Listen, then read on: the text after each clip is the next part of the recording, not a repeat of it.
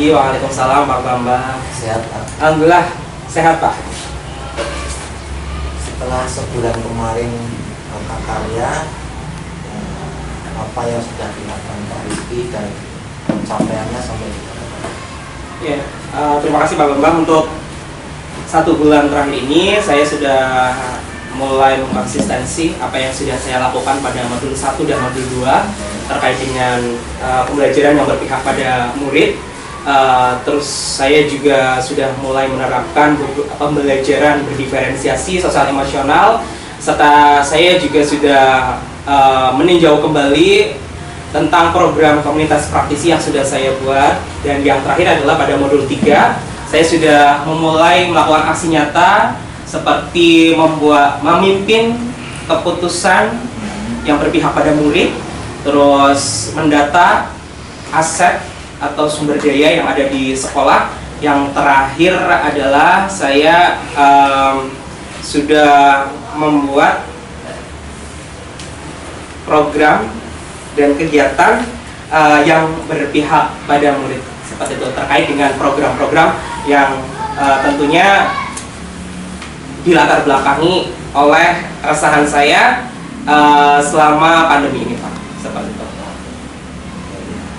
Apa yang ditemukan Pak Bagus dalam proses pemetaan sumber daya? Oke.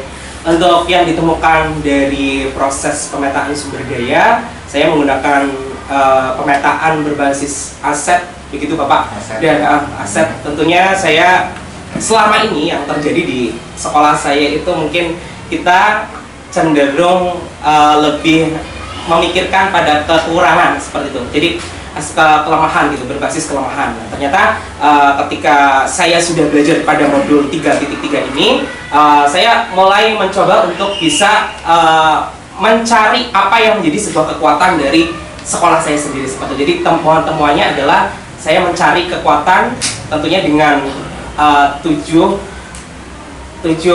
aset pencarian yang sudah ada pada modul 3.3 seperti itu.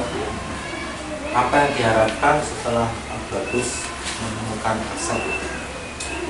Saya setelah menemukan aset kekuatan, terutama kekuatan pada modal manusia seperti itu Bapak, yang mana guru di sini kompeten, yaitu semuanya sarjana, bahkan ada yang sedang magister seperti itu. Ada 2 orang di sini S2-nya, yaitu kepala sekolah dan yang guru kelas 1-nya.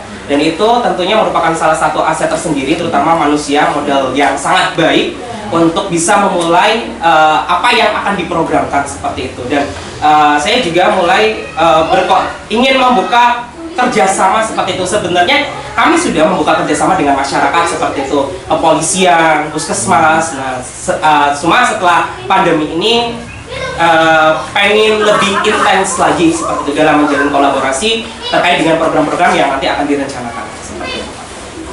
Dari aset-aset yang tadi sudah S2, Ya. bagaimana Pak Bagus memaksimalkan aset tersebut? Ya, ketika saya diajak untuk bagaimana saya memaksimalkan apa yang sudah ada di sini, terutama dengan aset modal manusianya seperti itu Bapak, saya ingin menggerakkan mereka, saya ingin memberdayakan mereka untuk bisa memahami, terutama tentang bagaimana memaksimalkan potensi dirinya.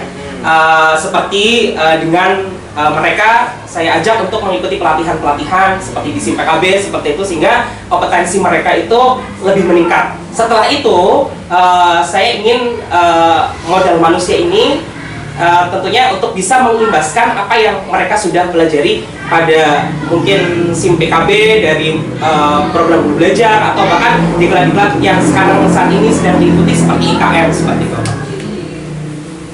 Berarti dimaksimalkan benar. Iya, dimaksimalkan. Bagaimana Pak Bagus dalam mengidentifikasi sumber daya yang ada di sini? Pertama saya melakukan koordinasi Bapak. Saya melakukan koordinasi, selanjutnya saya berkomunikasi, saya kumpulkan guru-guru di sini seperti itu, dan kita saling bertukar pikiran untuk mengidentifikasi tentang kekuatan dan aset-aset apa saja yang ada di sekolah ini, dimulai dari aset modal manusianya, sosialnya, finansialnya, terus juga hubungan dengan masyarakatnya seperti apa, seperti itu. Dan ketika saya melaksanakan dan mengumpulkan, dan alhamdulillah mereka itu betul-betul bisa bekerja sama seperti itu Pak, bisa bekerja sama dan bisa mengidentifikasi apa yang ditemukan dan ingin segera untuk menerapkan setelah proses identifikasi itu. Melibatkan komunitas praktisi fisika. Iya, kebetulan karena kami di SD guru juga termasuk dari praktisi itu sendiri, komunitas praktisi itu sendiri. Ada tantangan dan kendala dalam hal ini? Ada tantangan Bapak, tantangan yang paling utama karena dalam kegiatan ini waktunya tidak sedikit, butuh waktu yang lama seperti itu karena ada proses dari perencanaan, pelaksanaan, bahkan evaluasi seperti itu Bapak. Jadi memang tantangannya adalah bagaimana memanajemen waktu dengan baik. Dan tantangan yang selanjutnya memang ada beberapa guru yang masih belum paham tentang materi ini gitu, sehingga saya sebisa mungkin, semaksimal mungkin harus bisa menjelaskan dengan baik apa yang menjadi aset di sekolah ini dan materi dari sumber daya yang nanti bisa dilaksanakan dengan baik. Apa pertimbangan untuk menentukan ini sumber daya yang ada di sini? Pertimbangannya? Pertimbangannya yang pertama adalah SDM-nya. Ya, SDM-nya, terus finansial yang ada di sini, terus terkait dengan pembiayaan. SDM kan sudah mencukupi? Iya, mencukupi. Maksudnya ada beberapa yang masih kurang itu tadi Pak, yang belum paham ya gitulah, itu yang tadi. Terus juga yang terutama anggaran untuk ininya. Berarti yang kalau sudah dipetakan, bagaimana cara Pak Bagus dalam mengambil keputusan? Saya menggunakan prinsip dari 9 langkah Bapak, dan tentunya saya memutuskan itu menggunakan apa yang menjadi dasar kebenaran atau moral gitu Pak. Jadi ada lebih ke tanggung jawab sih Pak, lebih tanggung jawab seperti itu. Jadi dalam hal memutuskan lebih bagaimana saya bisa bertanggung jawab dengan apa yang sudah saya putuskan. Terus dari apa yang sudah Pak Bagus putuskan itu, siapa yang mendukung keberhasilan dalam mendukung keputusan? Yang mendukung dari apa yang saya putuskan, alhamdulillah semua pihak, baik dari kepala sekolah, beliau juga mendukung apa yang menjadi keputusan saya, terus juga rekan sejawat, komite sekolah, murid, dan wali murid tentunya, mereka juga sangat mendukung karena saya juga melibatkan anak sebelum program itu dilaksanakan. Saya juga mencoba untuk berdiskusi dengan anak karena ada yang harus didiskusikan seperti itu, karena anak juga memiliki suara, memiliki pilihan dan kepemilikan itu sendiri. Jadi memang sangat dikomunikasikannya itu dengan anak harus melibatkan komponen itu tadi Pak. Pengalaman Pak Bagus tentang dilema etika baik dengan peserta didik dengan tanggung jawab ada Pak, ada.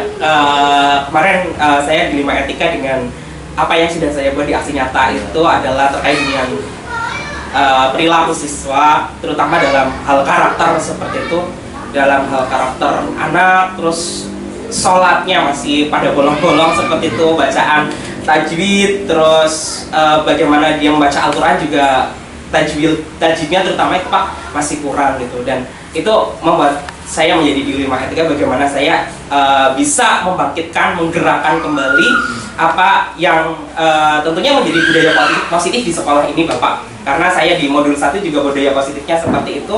Dan alhamdulillah saya sudah merencanakan program namanya Gemar GSM, Gemar Sholat dan Mengaji. Saya juga sudah merencanakan dari latar belakang sampai akhir penutup itu, dan tentunya nanti tinggal eksekusinya. Saya juga akan melibatkan kepala sekolah, rekan sejawat di sini. Saya juga akan melibatkan siswa untuk berdiskusi tentang bagaimana agar mereka itu lebih senang dalam mereka beribadah, terutama sholat dan mengaji seperti itu. Jadi saya pernah merasakan gitu, ketika anak sudah pembelajaran tatap muka terbatas, saya melihat betul-betul anak itu mungkin sopan santunnya kurang seperti itu, dalam hal ibadah ogah-ogahan seperti itu juga merupakan salah satu dilema etika yang saya alami, dan tentunya saya terapkan, saya aplikasikan untuk menjadi sebuah program yang insya Allah baik, berdampak, dan tentunya sesuai dengan profil pelajar Pancasila yang pertama, beriman bertakwa kepada Tuhan Yang Maha Esa. Dan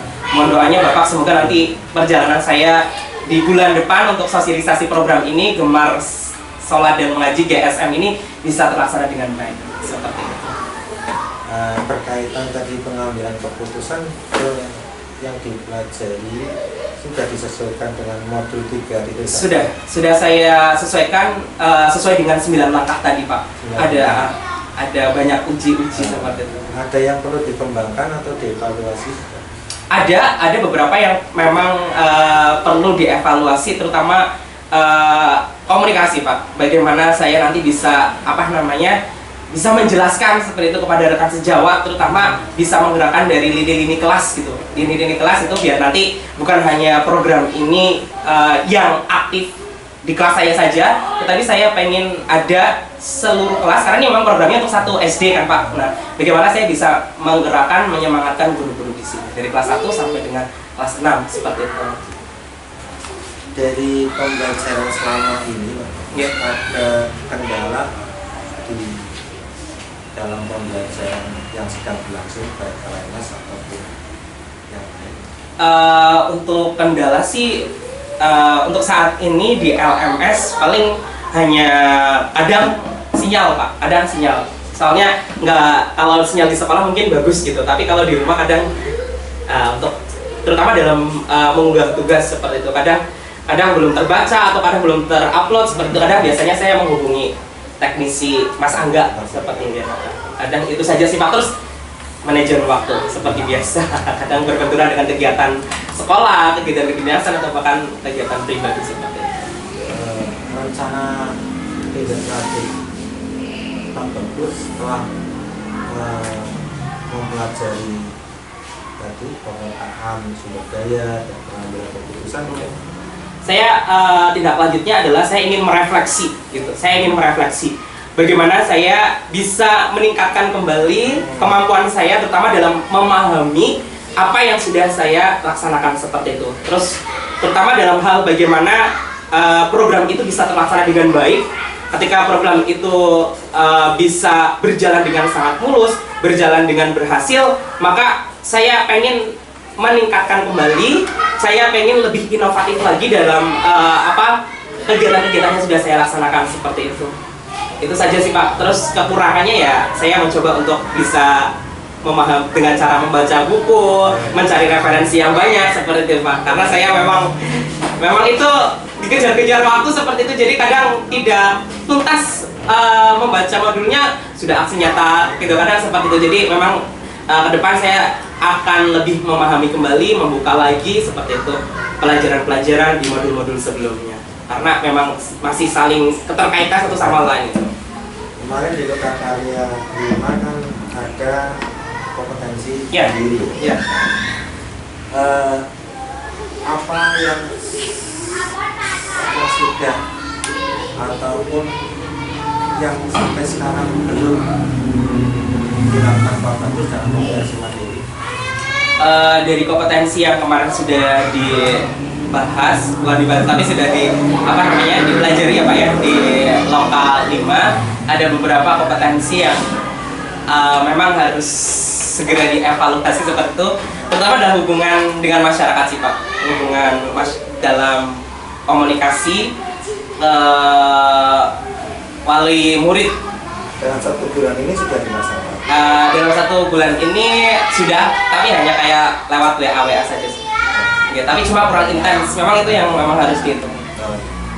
Untuk yang lain kompetensi yang itu sih saya sudah melaksanakan mengelola pembelajaran yang berpihak pada murid seperti itu di dalam kelas gitu Pak, terutama dalam hal bagaimana memerdekakan murid agar di kelas itu lebih nyaman, lebih enak gitu. Sebelum pembelajaran sebisa mungkin saya menerapkan seperti ice breaking seperti itu. Terus juga di dalam kelas ada saya buat perpustakaan mini yang mana anak-anak merdeka dalam mereka membaca.